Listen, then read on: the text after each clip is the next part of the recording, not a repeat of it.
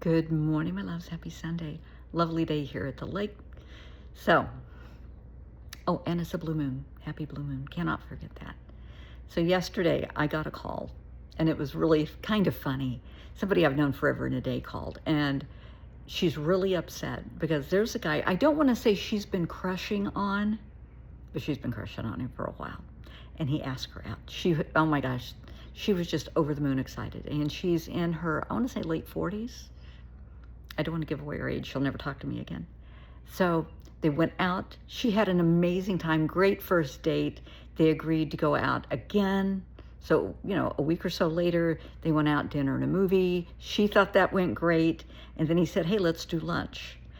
For those that don't know, after 2 successful dates, if they want to do lunch or they want to meet for coffee, that usually means we need to talk. She knew that. So she went, and he told her she's a lovely person, she's a great friend. He's just not feeling it in a romantic sense, but he wants to remain friends, because she's great. But yeah, nothing romantic is going to happen here. And neither of them do booty calls, thank God. So that ended. And she called me absolutely devastated because she's crazy about this guy. And she's blaming herself. What did I do wrong? What could I have said or done? Because he's just awesome. Okay, so I listened to her cry because she was really tearful. This really tore her up.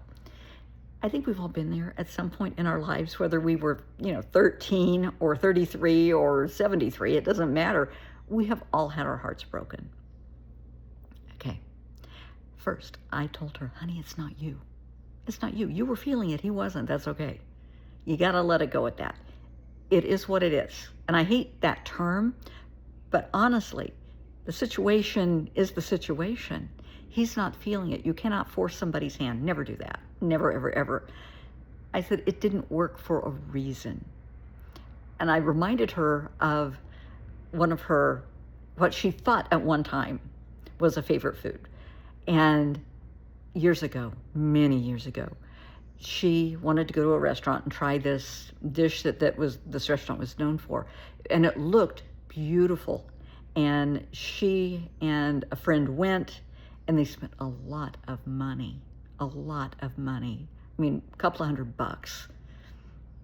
And they had this dish, and it was awful. It looked beautiful. It smelled amazing. Yeah, no. I said, okay, it's no different than when you went to a restaurant and ordered what you ordered. Same thing. Looked good on the outside, smelled good, but you tasted it and yeah, no. It's just not for me. Not my taste. Same thing. Some people loved it.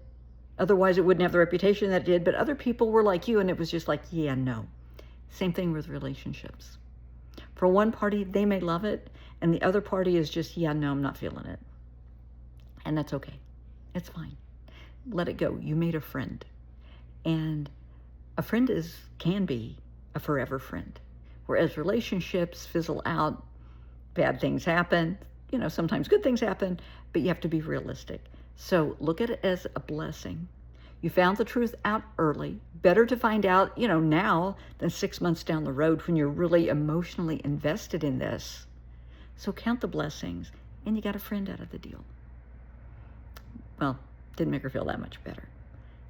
I said, mourn the loss. Your heart's broken. It's okay. But I want you to think about something. You had your little heart set on this guy. That's great. Didn't work out. The sooner you let it go, the sooner the blessing of the right person can come in. Because right now, you're hanging on to that grief, that loss. And it's only the third date. But you're blocking the doorway to the other blessings coming in. You're focusing on this guy that is done, and you're not open to blessings coming in. The sooner you let it go, the sooner the new blessings can come in. Well, okay, fine. But, and she said we're going to do lunch later in the week. But seriously, not every person is meant for you. And it really disturbs me. People will go out, they'll meet. One person really, really, really is crushing on somebody. They think they're the best thing ever, and the other person isn't feeling it. Let it go. Please let it go. Too often, people will get a little bit obsessed, and that's scary, because I want you to understand, and this goes for guys and girls, it doesn't make any difference. If you're not interested and you tell them, no, honey, I'm not interested, but thank you anyway, and the other person is insistent, they keep calling, they keep coming around, they follow you, they keep showing up wherever you are, borderline, stalking, that's not going to make the person like you. Just like for some people, and I've never understood this, they think that to show somebody they like them, they tease them, they pick on them. No, that just makes that person dislike you more. It's not an attractive trait. So stop, please, because it's just reinforcing why they don't want to be with you in the first place. Stalkers need to understand this. If they wanted to be with you, they would. They don't. So leave them alone, step away, and allow new blessings to come into your life, because there could be somebody, coming in and you're blocking the blessing, focusing on this other person. Don't do that. If you want love, you want a relationship, that's wonderful. But stop blocking your own blessings. I'm right. Because I am. I'm old. I know this shit. But stop shooting yourself in the foot. If somebody doesn't want to be with you, they don't want to be with you. That's it. That's plain. That's simple. That's it. Don't try and force yourself on anyone. You can't make someone like you. You can't make someone love you. Honey, you can't make someone like Brussels sprouts and liver. They don't like it. That's it. Let it go. There's a lot of other options out there. Same with relationships. You can't make somebody like you. You can't make somebody love you. So let it go.